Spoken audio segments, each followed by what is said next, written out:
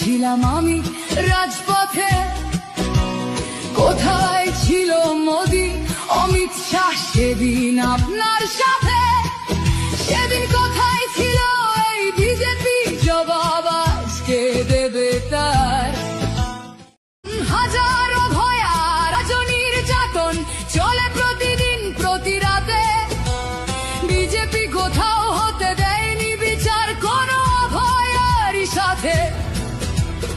উন্নাও হোক বা হাতরাস বা বিলকিস বানু হোক, ধর্ষকদের যারা মালা পরিয়েছিল ওরা ওই বিজেপি